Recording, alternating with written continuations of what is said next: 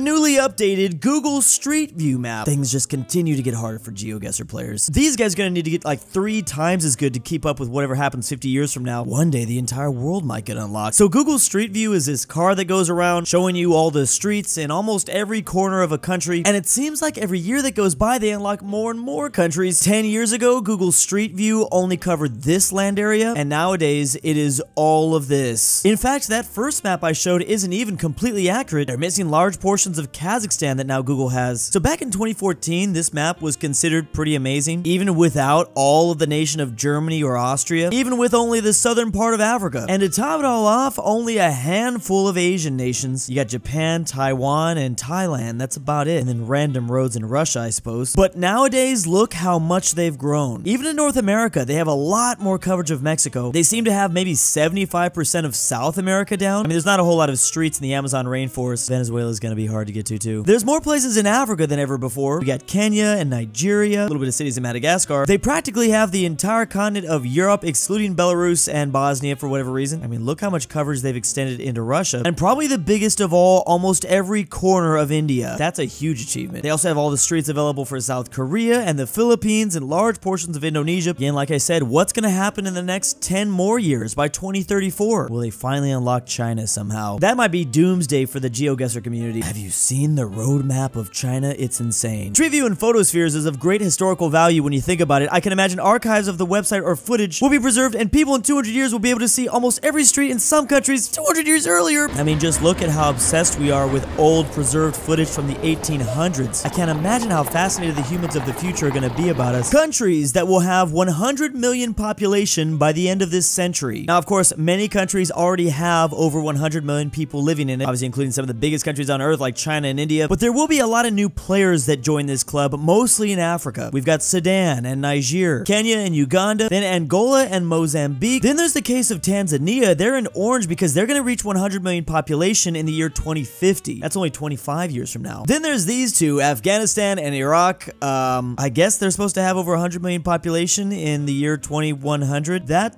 seems a little surprising. They're growing by almost 1 million population every single year, so I guess it's possible. Afghanistan, though, is way more shocking, however. It would make regional sense, though. Obviously, there are massive South Asian nations with a bunch of people living in it, India, Bangladesh, Pakistan, so maybe they'll follow suit. Then the final tier on this map, the countries that currently have 100 million population, but will lose that in the next 75 years. There's only 2 labeled as that, Japan being probably the most famous, and then as well as Vietnam. That's a little bit more shocking, but that's because Vietnam is just barely over 100 million population right now. They're labeled at 101 million, so I can see how things can probably start to dip. In fact, every 5 years, they inch closer and closer to actually having a net negative, so it probably won't take that long for them to drop out of this category. Then there's the case of Japan. Everyone's always been focused on Japan about this subject. Their curve is literally headed down as we speak, and that pattern is only going to continue, especially as their population continues to age into the 2030s and as they continue to have less and less kids here. These are just projections, though. Who knows what's going to happen within the next 75 years? I feel like the projections can only get worse, though, I'll be honest. That's kind of a dark thought. I don't know if there's like a war that breaks out or something. How the hell is Afghanistan going to support 100 million people the same way the Democratic Republic of Congo does it? Poorly. Oof. All the countries with the word democratic in their official names. Now, everyone knows that the most democratic nations on earth always love to put democratic in their official name. Take, for example, the Democratic People's Republic of Korea, or as we like to call them,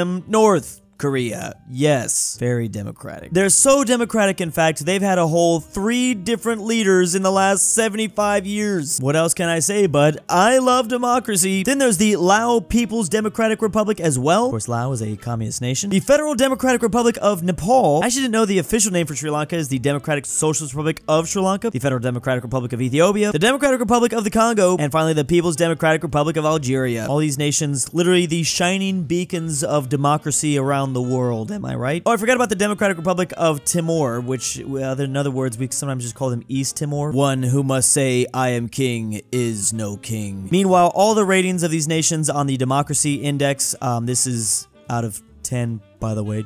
Oh, they're not doing too bad. North Korea is the modern-day Holy Roman Empire in terms of having a misleading name. It's not democratic, it's definitely not of the people, and it's not a republic. Doesn't even have all of Korea. Here's the world's military expenditures adjusted for inflation, and we're starting immediately after World War II. So it shouldn't be surprising that much of the world didn't want to spend a whole lot on their military. I think most countries at that time were just kind of focused on rebuilding, if anything. But look how you can visibly see the Cold War amping up. Specifically in the 50s, first of all, we have the Korean War here. It gets even crazier as we enter the 60s and 70s. By the way, light blue is the USA, and other NATO nations are in the darker blue, and that red, of course, is the Soviet Union. Look how much the US was outspending the Soviets in the late 60s, specifically during the Vietnam War times. They actually dipped quite a bit in the mid and late 70s. In the 80s roll around, Reagan takes office, amps up the Cold War, and well, there's gonna be a huge drop-off from the Soviets because the Soviets ceased to exist here in 1991. So this new red bar now just becomes regular Russia. This is no longer the USSR. After the Cold War officially ends, of course, in the 90s, the US is like, okay, I guess we don't really need to spend all that much up until the 2000s where they really explode again. This final gray bar is basically just every other country and their spending on defense, $615 billion. It's pretty much just been on a consistent rise the whole time. China didn't really start spending until the late 2000s. It's actually insane to see that Russia only spending $126 billion nowadays. That just compared to their old Soviet days, of course. Look at that nice little bump from other NATO nations. Obviously, with the invasion of Ukraine, that's probably why. This is insane because it is adjusted for inflation. I mean, now the world is just spending so much more on military than ever before. Look how low it got in the 90s. And obviously that's because after the Cold War, everyone was just like, now what? Even in an active war, Russian expenditures are nowhere close to Soviet expenditures. I would have expected them to be closer. The German language areas before and after the two world wars. So we're basically looking at German speakers in Europe as of the last 100 years. Now to the history nerds like myself, this shouldn't really be that shocking. This is what the world looked like back in those days. You got a much bigger Germany that spread way more out east, and then a very giant Austro-Hungarian empire that no longer exists today. Now that old nation, believe it or not, recognized a total of 14 different languages in their territory, but obviously the biggest of all was German, of course. So yeah, I mean, just the physical borders overall in Europe were a lot more different. German states just had more territory. I mean, you can literally see the outline of the German Empire here. You can kind of see the outline of the Austro-Hungarian Empire as well. Obviously, German was mostly spoken in modern-day Austria, but you can see pockets being spread way out this way. The more interesting part of this map is really this stuff here that was outside of the German Empire that was actually in Russian territory. Nowadays, the majority of the German-speaking world is limited to just Germany, Austria, and Switzerland. However, there are still outliers. Some of the effects of history can still be seen. You can even find Germans still in Africa in certain parts. And then, well,